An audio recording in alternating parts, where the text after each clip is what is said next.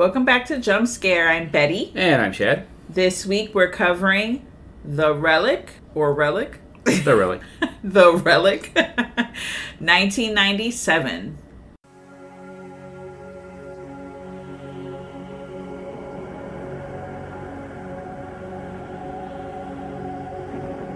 There are secrets better left unknown,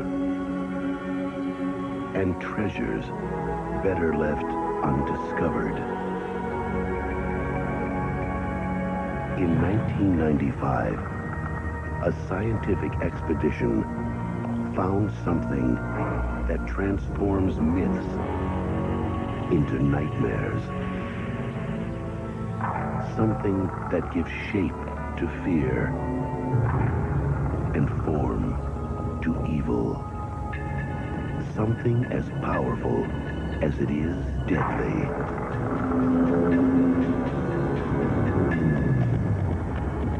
They should never have seen it. They should never have touched it. And then they did the unthinkable.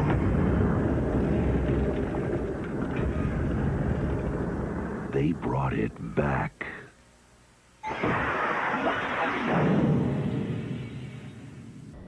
There's like either one other movie or multiple movies with Relic. Yeah, like, the one that came out last year is just called Relic, to separate it from The Relic. The Relic. Oh, that really separates it. Yeah, it does.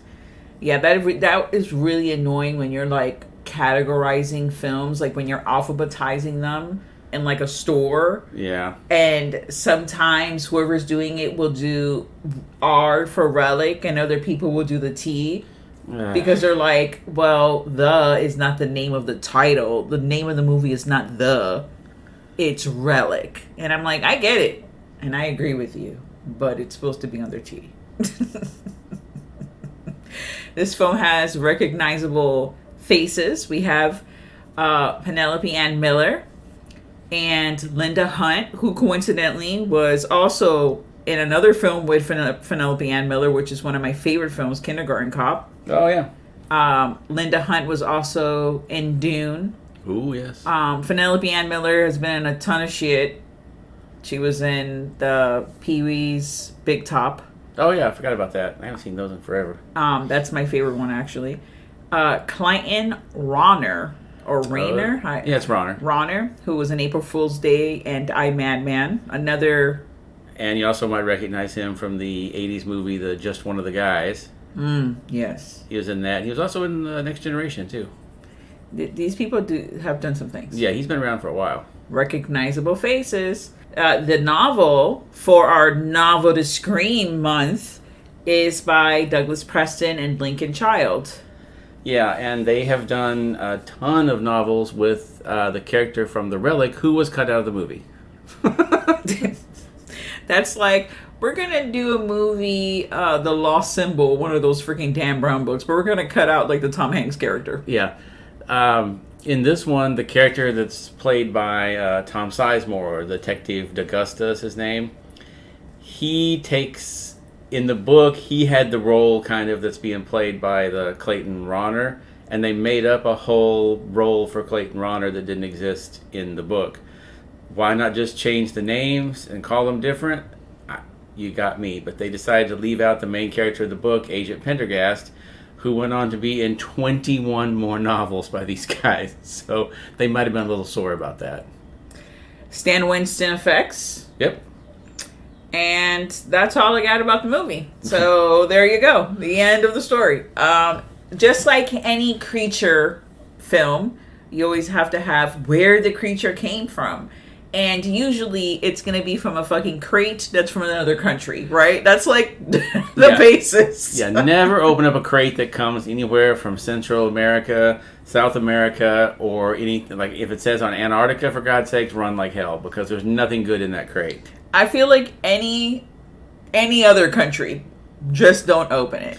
Yeah, because it's not good news. Especially if it's like to a museum or to like a science laboratory. Or to a university, like in Creepshow. Yes, spoiler alert, there's going to be something really, really fucking bad in the crate. Yep. the creep show one always got me because why didn't they just throw that shit away? Why did they hide it behind a vent for all those years? Like, who did that?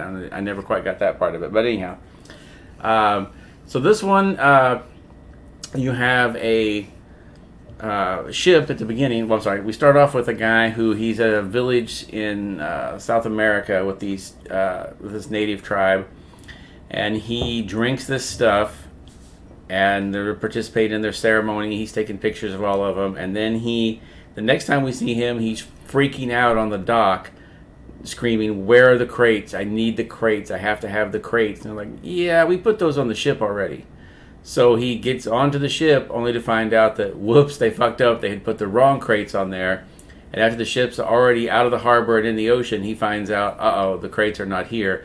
Whenever you see him do the classic, like, fall down to your knees and scream, "No!" You know it's not going to be good. Yeah, I never understood, like, why would you do that to yourself? Like, why? I would have made sure, like, he was pretty persistent and was bugging the guy about the crates. But I'm like, show me where the fucking crates are. I don't care how long it's going to take. Show me where the crates are, because I need to see where it is. And the other thing, if you're a photographer, your main job is to take photos of the indigenous people, the end. Do not participate in any fucking rituals that may or may not be occurring during said time. Because it's not going to end well, okay? You are, and this is not me being whatever, literally that's what it is. He is the white man in this situation. I don't think they're like, oh, we're just going to give him a super fucking Kool-Aid, and it's not like the, Jim Jones Kool-Aid or whatever. Yeah. It's not the bad Kool-Aid. No, you don't need to be involved, so don't get yourself involved. But he did, and he pays for it tremendously. Yeah. Now, this is the thing that was kind of weird about that. This is another Jason Takes Manhattan thing. You have the guy, like, he's putting all this stuff on the ship coming up from South America, but they changed the setting from the book. The book was the Natural History Museum in New York, which of course makes sense because you just hop on the fucking ship and go right up the East Coast and you're there. But the movie takes place in Chicago. So how the boat ends up in Chicago is a little questionable. Like, did they go all the way up to Canada and then come down to get to Chicago? Hello. It goes into, like, Neverland, like, ship mode where it's flying. It just flew there. I guess. That was a little off to me, but... So then we have a few months later, Wait, hold on. I hate to cut you off. We just want to say that the reason why it wasn't the Museum of Natural History of New York was because the actual museum was like, no, bro, we're not interested in doing your movie. Like, we don't want to be a part of it. Goodbye. Yeah, we don't want people thinking there might be a monster in the Museum of Natural History that would eat people. And then Chicago was like, fuck yeah, come on over. Which is like, who the fuck would think that? Like, who would think, oh, there's, like, today's people? Okay, yeah, there's going to be a fool who's going to think that. 1997 people? Man, they're not thinking that. That wasn't a thought that was going to cross anyone's head. Yeah, but... So you have... I'm sorry, go ahead. No, I was going to go on a whole tangent, but I stopped myself. So yes, so now we have arrived to Chicago. And the ship is empty except for the bilge full of mutilated bodies, which never a good sign. Then we cut into the museum a little bit. We see that these two kids have snuck into the museum, which I was like, well, these kids are dead, because I remember in the book, yeah, the kids are dead. But in the movie, they trimmed it down a little bit. The kids did not get killed. Which is bullshit. They should have just killed the kids. Stay true to the novel. I mean, as much as you can, obviously, but you're supposed to begin the breadcrumbs of horror. You led from, the freaking ship down to the innocent children, who should have not been fucking trying to break through or sleep over the fucking... This is not Night at the Museum, which is based on a children's book, by the way. Yeah. And that one is set in Museum of Natural History in New York. But nevertheless, that this is not the case. So then they don't get killed, which is annoying. They don't get killed, but they do end up finding the body of a security guard that gets killed in there. He did not make it. From this point on, it's really, I mean, I know one of them, right? One of the writers, Lincoln Child, he does some legal stuff. No, not one of them do like. They both do like sci-fi horror kind of things. Sci-fi. You're horror? thinking of Lee Child that does the like. Oh yes, Lee Child, and you did tell me that when I was watching the movie, and I'm just stuck on the. The reason why is because it's just so fucking political, like. Political in the stance, not like governmental, but how it's, these scientists are trying to get grants, and there's the sponsors that are sponsoring the museum, and the police people can do their work, efficiently and try to catch who they think is like a fucking serial killer, or some kind of maniac on the loose, because the museum has been working on this superstition exhibit for like however long, like a year or some shit, and people have put money into this. The people of the city, the mayor's involved. It's like a whole thing. It's like Jaws. The whole movie. It is Jaws. Yes, it's Jaws. The shark is out there. The shark is killing people, but we don't want to close the beach and lose all the tourism business. It's the same kind of thing. The beaches are open. Well, come on down, people. Yeah. So it's the museum is open. Come on down, people. Despite the fact that they're finding bodies suspiciously, as they soon discover, the reason all the heads are ripped off from these bodies is that someone is eating parts of the brain.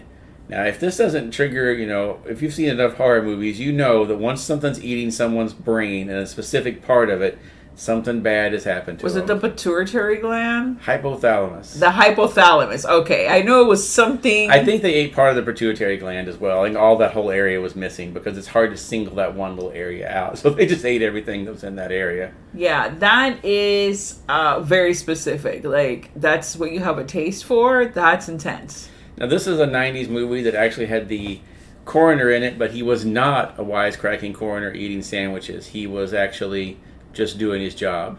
So this may have been the tipping point of when we went from the coroner eating sandwiches over the body in whispers to the coroner's actually wearing gloves and a fucking mask. He's a normal guy doing his job. He's an actual doctor doing his job. He's not having his girlfriend covered in dead makeup to have a sex scene. No, not like whispers. Necrophiliac, no. None of that. None of that business. But so you know how this is going to go very quickly is that as soon as the exhibition starts, that's when this thing is going to drop out of the fucking woodwork and start eating people. There's no surprises there. There's a lot of pretty decent kills. Yeah, the effects are good because, of course, Stan Winston was doing this. And this was before the advent of really any kind of big CG was being used in movies a lot. So all this stuff was practical. And, even though you don't see a lot of it, it's still better than the cheap CG monsters you see in the stuff now, And they do the whole Jaws thing where they really don't reveal the monster until like the last, 15 minutes of the movie. You just see the shadows of it and all this. And the screams. The screams and the shadows. And you figure out that this tribe, years ago, they used to use this stuff. They would give it to one of their members. They would give it to one of their members, and it would turn him into this monster that would go eat all the other tribes that they were at war with. And then, in order to keep him under control, they fed him these like leaves that had these berries and stuff, like this stuff growing on them, which had the decent amount of what you would find in the what was it? The pituitary gland. By eating these leaves, you satisfied that you didn't have to eat people's brains, basically, if you were eating these leaves. But they would starve the person, turn them loose on the village, let them eat everybody in the village, and then in order to calm them down, they would feed them these leaves, or they would just starve them to death, whichever was more convenient. And this is like ancient folklore kind of thing that there's even a statue, that... The Kolgotha or something like that. That they had, and there's a older scientist that's like in a wheelchair. It's played by that James Whitmore that was actually in Them. Yes, so he's all about. He's done some monster movies in his life. Yeah, and he's just he's thrilled. He of course he's like, oh man, this is messed up this scenario, but what if this is true? Like, this would be amazing, because this is something that was just a story. We just thought that this was just a story, just like all these other things that we have here in the museum, where it's just like, you know, this is what the people believed in, and it's just a rumor and a legend. Yeah, and now it's true. Like, he just kind of like is bewildered. Yeah, he's like, I can't imagine.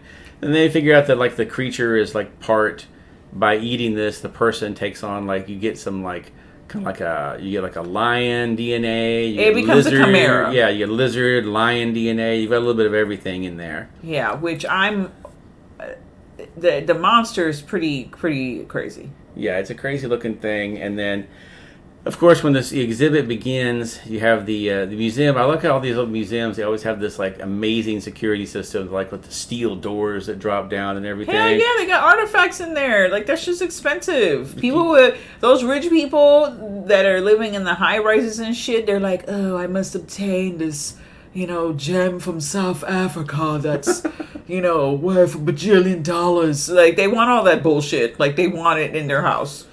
So yeah, they're gonna protect it. And meanwhile, if you actually investigate, it turns out the museum security is probably like an old guy with a flashlight walking around at night, and that's about it. Because you know, that's how this shit always goes. You see this like advanced shit on the movies, and then when you actually find out, it's just an old guy walking around locking the doors at night. Would probably be about it. But no, they had a very, very intense system that literally would lock down sections of the museum, like the whole thing, even like the laboratories underground and shit, which is pretty intense. So it doesn't take long for everybody to get locked in the museum with the creature. Now that I just thought I said that, do you think this is a crazy thought? Do you think at any point they were like, one of these mummies might just fucking wake up? Like, maybe they were trying to they weren't trying to protect the artifacts from the public. They were trying to protect the public from the artifacts. That might be. That'd be a hilarious twist in one of the movies. Have a guy like, when they activate the security system, he goes, why? And he goes, because evil shit. That's why. Yeah. We put it in just in case. We never thought we'd have to use it, but now we're having to use it. Let's talk about the exhibit that they want to that they're trying to do. Yeah. The superstition exhibit. Coolest fucking exhibit ever, okay? Yeah, I would love to go to this thing. It has the most gothic looking. I thought fucking Gary Oldman was gonna come out on the fucking like the doubled hair with the fucking robe out of this fucking entrance to the exhibit, because it is just like a ginormous like gargoyled face, which it's a little the archway is like the mouth. It's kind of like the Candyman painting, you know, in the movie, like the big, like distorted looking face and everything you have to walk through.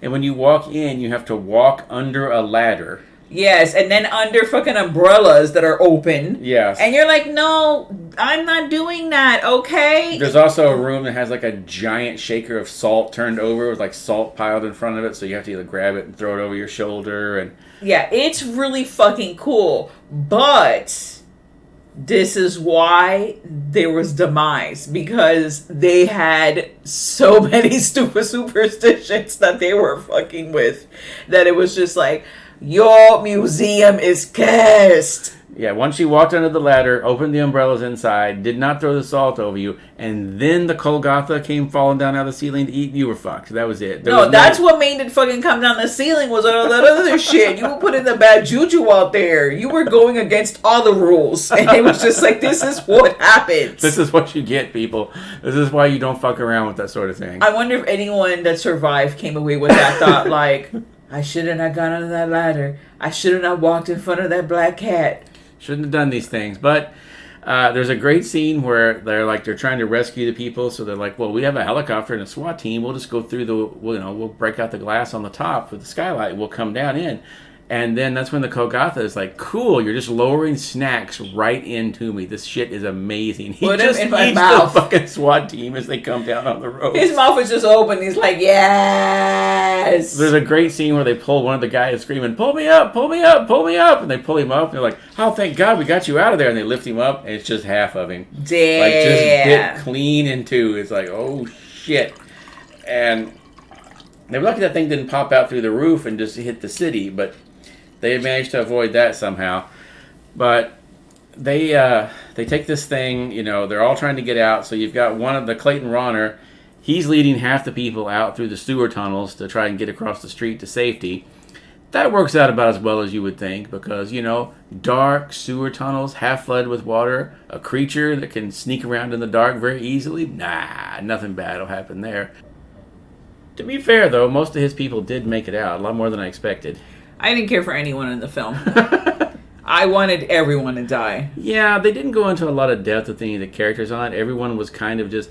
The only thing they ever really established about that lieutenant was he wanted custody of his dog, and he was very superstitious. They kept showing him, like, he would not pick up a penny, he wouldn't walk under the ladder, he wouldn't do any of these things.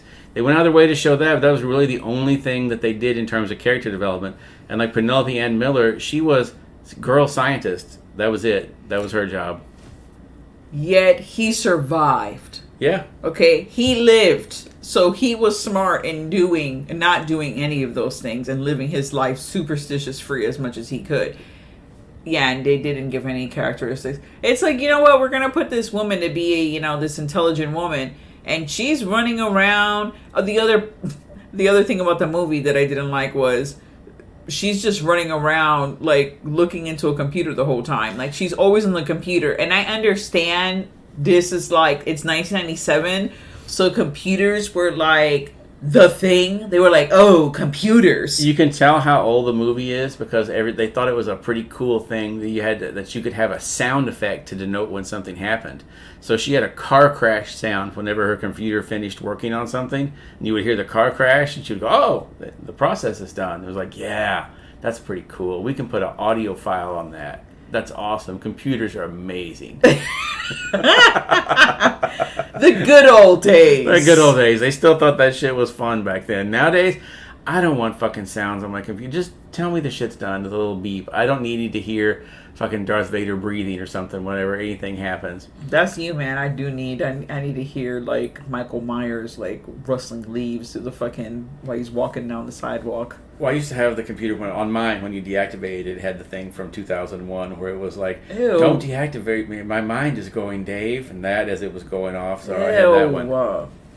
He's not allowed to speak of this movie when it's nighttime. It's still light out, so. Bullshit. I mean, it is light out, but I'm now got the heebie-jeebies. And you kind of did, like, the voice a little bit. I don't like you right now. All right, sorry.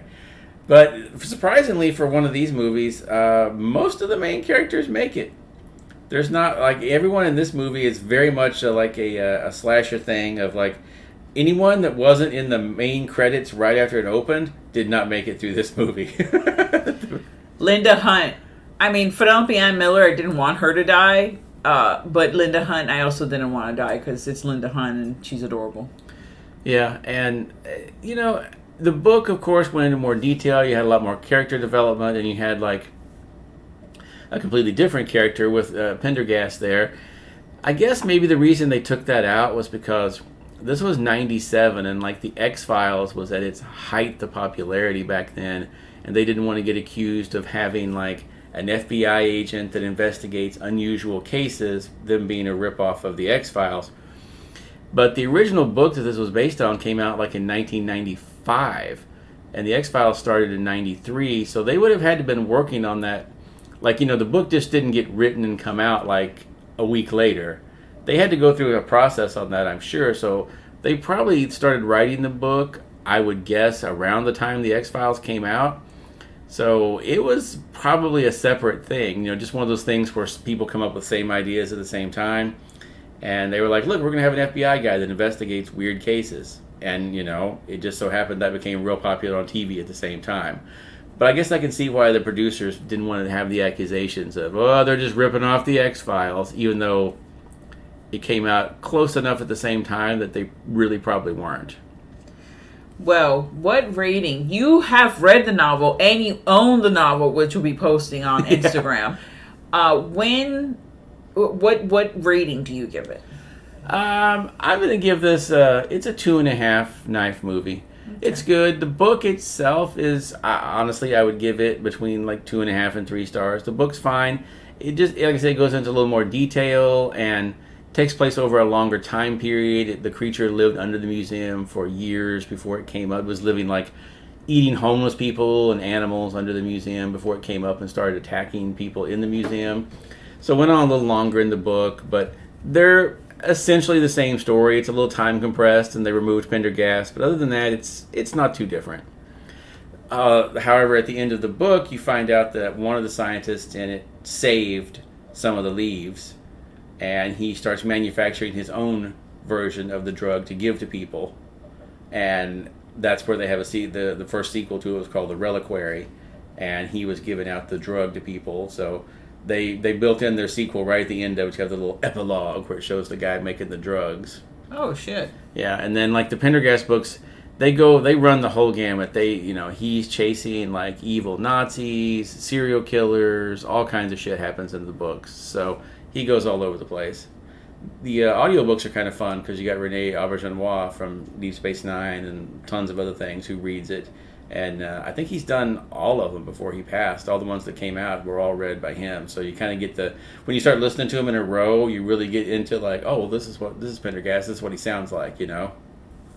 Oh, I love him. Well, I also give it, well, I shouldn't say also because you gave it 2.5. I give it 2 knives. And I didn't read the novel. It's not a bad movie. It's not a bad book. It's one of those things. It's kind of, you see it and you're like, well, that was fine. It's definitely a movie of its time. Yeah. And I mean, at that time, that would, all those kind of movies. I think I may have my ticket. I would have to look in my scrapbook of movie tickets. I think I have the ticket for this film because I remember very vaguely watching it in the theater, but that was the first and last time I saw the film.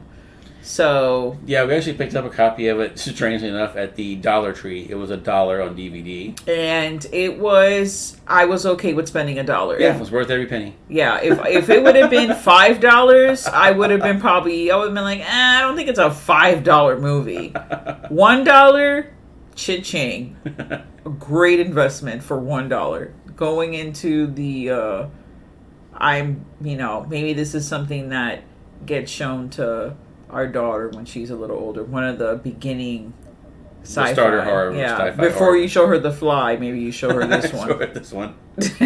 Well, thank you so much for joining us on another episode of our Novel to Scream series / month. Stay tuned to the horror. And now, folks, it's time to say goodnight. We sincerely appreciate your patronage and hope we've succeeded in bringing you an enjoyable evening of entertainment. Please drive home carefully and come back again soon. Good night.